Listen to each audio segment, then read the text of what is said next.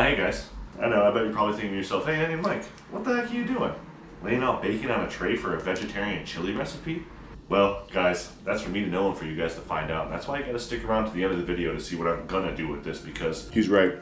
It's worth the wait. Stick around to the end. See what he does with that bacon. Good lord.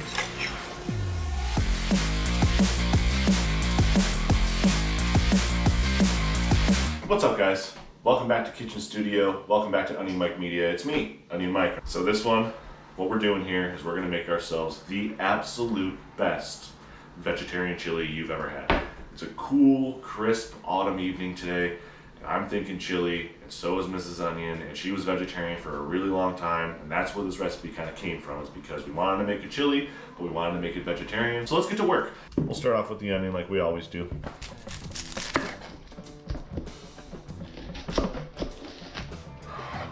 So, just your everyday standard culinary school dice. You can follow the ribs and the lines in the onion, just make slits. Cut it lengthwise at the very bottom, maybe like a 1/4 inch up from the top, and then real close to the top there, you get yourself a perfect dice every time. And just like this. There. Just be careful. Real small chop. Peppers going here.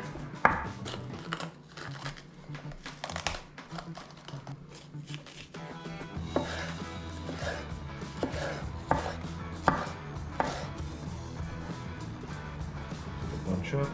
Off the top. Right down the middle, then you can kind of come in and get that core. Like that. 1/4 length like that. 1/4 length here.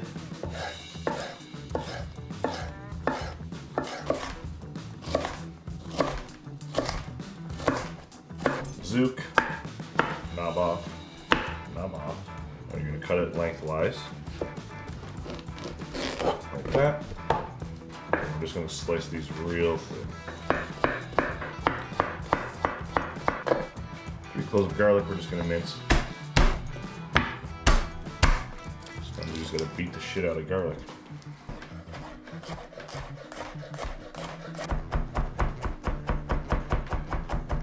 Alright guys, so now we got the veggie prep down. Now we can do the main component and the protein of this dish, which is going to be beans, kidney beans, black beans, garbanzo beans or chickpeas, and great northern beans. And we're also going to add to this, to give it a nice like acidic pop in there too, a can of tomatillos, whole tomatillos. We're going to drain these as well too, so let's get draining.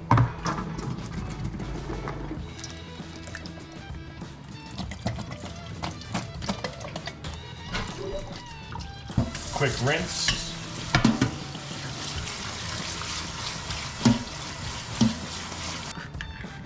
We're going to try and drain the tomatillos as best we can first.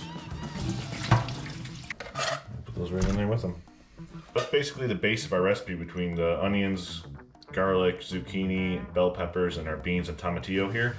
All we gotta do is really just get the seasoning going and we can rip this bad boy up. So let's get it.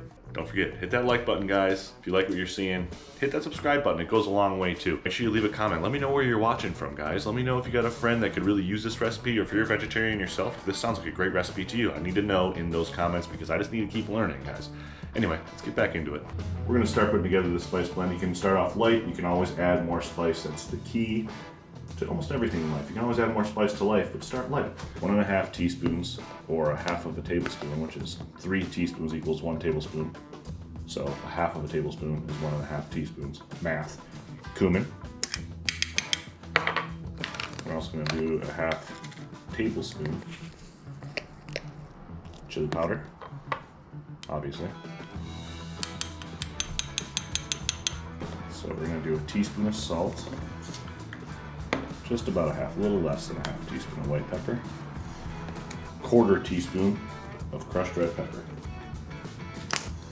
And then there's our seasoning blend, pretty simple. We're also gonna add a 1/4 cup of my absolute favorite barbecue sauce here.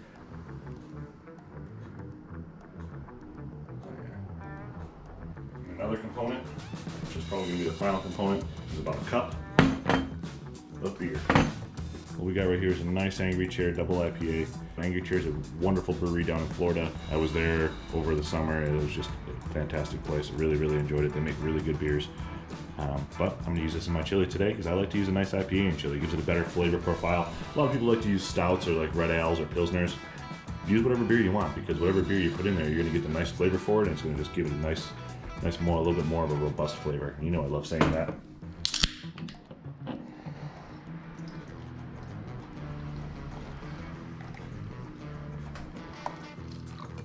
About a cup. And of course, cheers to you guys. You gotta finish the rest of it always, right? Ooh, damn, that's a good beer. All right, guys, we are finally ready to cook this thing. So why don't you come over to the stove here with me? Let's dive in. Let's get this stuff going here. Let's get these veggies roaring. Let's get this chili-ing. Let's sit down. Let's have ourselves a beautiful, rustic chili meal for a nice chilly day in the middle of fall. This is gonna start with 2 tablespoons of vegetable oil. That's about 2 right there. For good measure. Doop. I got my heat over about a medium high right now just to start. And let's dump in the onions. And then the garlic. Basically you want to do your standard prep here, building the flavor, because you guys know, I don't even need to say it, it's layers of flavor, guys. And that's what we do here. And it always starts with the aromatics, which are your onions and garlic. Almost the base to almost every single Dutch oven style or stew or chili or pasta, anything like that. So we're gonna let these saute. We're gonna let these become nice and soft and translucent. You don't want to caramelize, but you want to get them cooked through just about. Now we're talking here, ladies and gentlemen. Onions getting soft, nice and translucent. Starting to get real aromatic. Number 1 rule of Onion Mike Media. You guys know what it is. Next up, zooks and bell peppers. Oh yeah, guys. Look at all that. We're gonna let that cook for about 5 minutes or so. Let it soften up just a bit. While this is cooking, always gotta cook in your seasonings. Stir all that in. Oh, we are ready. Now it's starting to smell like the chili, guys. Alright guys, you can see this stuff is flying in here. That seasoning starting to cook into all the veggies. Zucchini's getting a little soft. Peppers are getting a little soft. You know what time it is. My favorite time. Deglaze time. Oh yeah. Look at that. So as we get our veggies a little drunk here, we'll stir them up a bit, and we're going to let that alcohol cook off. You can kind of see it cook off, as I explained in the Rebelita video, when it starts to get foamy at the top and the bubbles start to rise and it starts to simmer a little bit. Layers of flavor, guys. There's our first layer. So now you can see beer's starting to cook in there. It's starting to absorb all those complex flavors and all that hop flavor and the hop profile of this nice hazy New England style IPA is going to be cooked right in there, and it's going to be so good. If you're an IPA hater, change the channel. Just kidding. You can stay right here. I cook with all sorts of different beers, guys. Believe me, it's one of my favorite things to cook with. It's so versatile. All right, we are looking absolutely ridiculously good right now, guys. So I'm gonna let this simmer up just one more time here. The absolute main component and our next layer, beans, tomatillos, right in. Oh yeah. Now these tomatillos are going to cook down and they're going to break apart in this, and they are one of my favorite things to get in a bite of this chili, because it's just such a beautiful acidic burst that you get. It really makes a difference. It's a game changer in chili. If you've never had it before, definitely give it a shot. I am going to add about a half cup of veggie stock to this. Actually, I'm going to add a whole cup. So that's a whole cup of veggie stock we're adding to this. Perfect. Oh yeah, look at me. Wondering why the color looks off from every other time that I've made this. Forgot the barbecue sauce, guys. It's like, why does it look so different? We've successfully, ladies and gentlemen, built the best vegetarian chili in the entire world.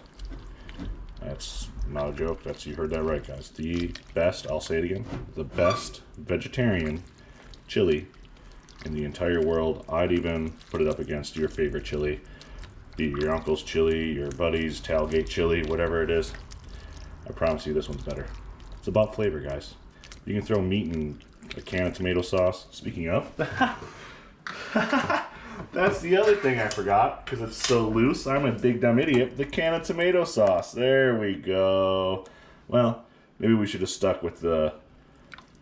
No, actually, this is perfect. Yep, it's about a cup of stock, the can of tomato sauce I just forgot. I'm over here talking a bunch of shit, and I'm forgetting all these ingredients. Anyway, anybody can put ground beef and onions into a pot and throw some chili powder on top, or a packet of chili seasoning mix, or whatever it is. It's about the love that goes into it, and it's about the time spent and the years spent perfecting such a recipe. I promise you. Once you make this for your family, for your next tailgate, for whatever it is, you're going to blow everybody away. You don't even have to tell them that there's no meat in there. Voila, that's what this chili is supposed to look like at the end. Cup of beer, cup of stock, can of tomato sauce. And don't be afraid to pop those tomatillos too, the seeds and the skin. Oh, it's just so good. It's so good. So what we're going to do now is we're going to bring this up to a boil. Then we're going to lid it. Then we're going to simmer it. We're going to let this thing just cook low and slow for however long you want. You'll know when it's done because the flavors will be there, but don't test it for at least an hour from this point, okay? So this point right here, we have everything in. We're going to bring it to a boil. It's 10 after 4 right now. I'm not going to test this till bare minimum 5 p.m., okay? All right. As you can see, we're boiling. So what we're going to do is we're going to give it a stir because you don't want anything to burn or stick to the bottom. Kill those bubbles. Stir it up. Then we're going to drop this heat all the way down to low. We're going to do this. We're going to hit it with a cover.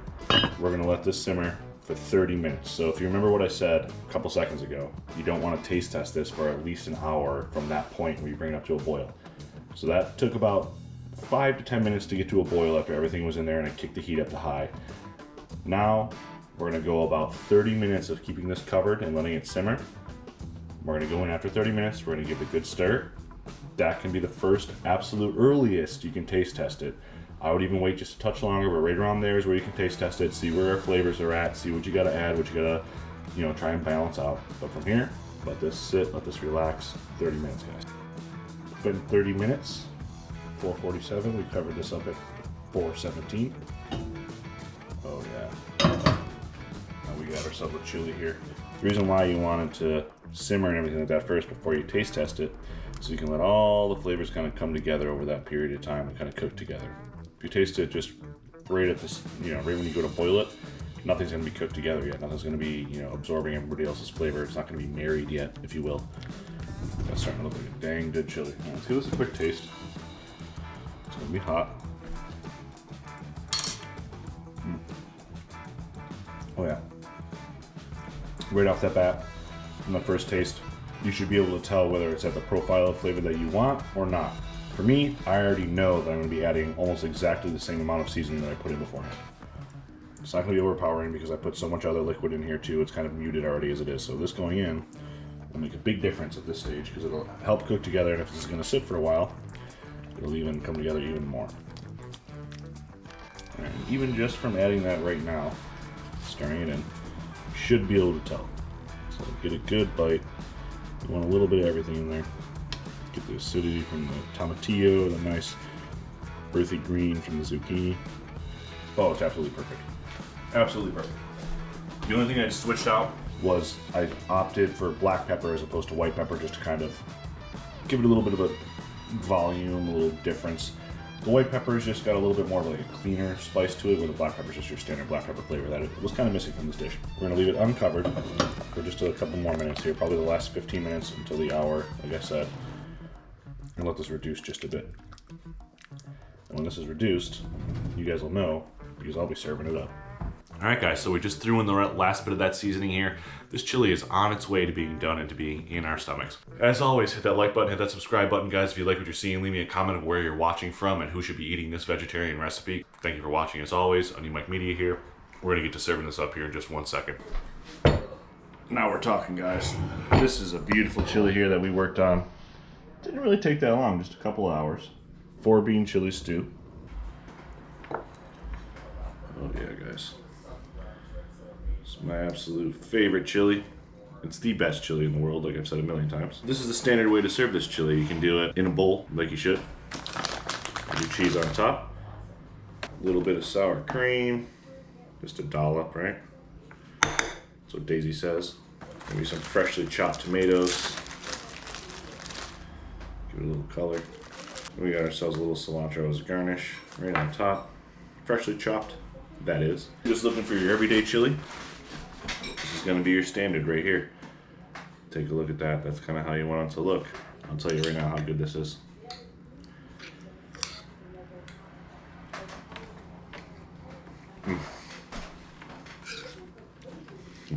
Always. And that sour cream and cheese helps cut any spice in there if you think it's a little too spicy, so don't be afraid to make it spicy. You guys know, that's not how I always eat this chili. You're probably wondering why, what happened to that bacon onion, Mike? Where's that bacon that was at the beginning of the video that looked so good? Well, that's what you get for having some patience, guys. Let me show you. This is how Onion Mike does his chili. Little something here at O&M Studios we like to call the chili grilled cheese. Pan's over medium, bread's buttered, layer of shredded cheddar. Oh yeah, not just any grilled cheese. Cheddar, bacon, and tomato grilled cheese. And it's not a grilled cheese unless you finish it with some processed American. There's a few different ways you can dress this grilled cheese up. You can do it however you want. This is my favorite way to do it for this chili. Just turns out the best. It's the best of everything that you're gonna put on top of your chili in a sandwich. And that's why, like I said, Onion Mike can do whatever he wants. Vegetarian chili, sure. I'm dunking a bacon grilled cheese into it. A little gentle press. We want that to cook on the bottom. And a little cover. You can hear it. Sorry, tomato. Watch out. Oh, yeah. After you flip it, press it. Keep that integrity of the sandwich intact. Everything will hold together real nice. Oof, look at that. That's what we like to see here at O&M, huh? That's a beauty. It's been a minute since we made a grilled cheese. Let me introduce you to the chili grilled cheese. Sure, it looks like your standard bacon, tomato, cheddar, and American grilled cheese. Oh, it sure cuts like one. Oh, it sure stretches like one, huh?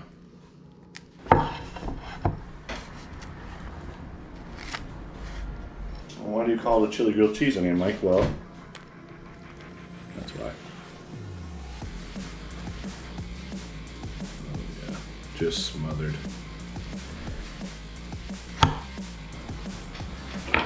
Now let's eat, guys.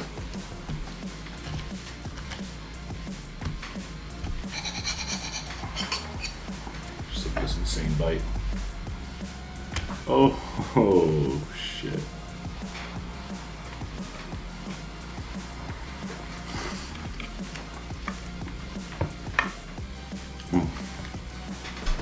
Oh yeah.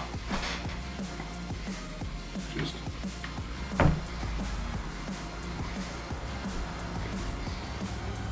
unbelievable. Oh, classic. Onion Mike classic. I like to do it fork and knife style, kind of make a meal out of it.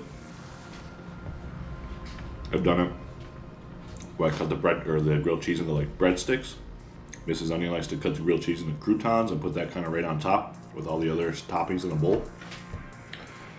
However you want to do it. Next time you make chili, you bet your ass you're going to be including yourself a grilled cheese sandwich with it too, huh? Oh my god. Just delicious. Like I said, guys, I promise you, even if you build it this way, make a vegetarian grilled cheese with it too. Whatever it is, your next tailgate, your next football party you have over the wintertime, you will blow everyone away at your party with this chili, I promise you that. Throw them a curveball with the chili grilled cheese, they'll remember you forever as a friggin' legend. It's just how it goes. It's those Onion Mike life tips. Wow, what can I say? Thank you guys for watching. Thank you for subscribing as always. Make sure you hit that like button. The chili grilled cheese. It's another day in the life here at the Onion Mike kitchen. Happy eating, guys. Forgot to put oyster crackers on my bowl. So put oyster crackers on your bowl. Okay. Just like that. just like that.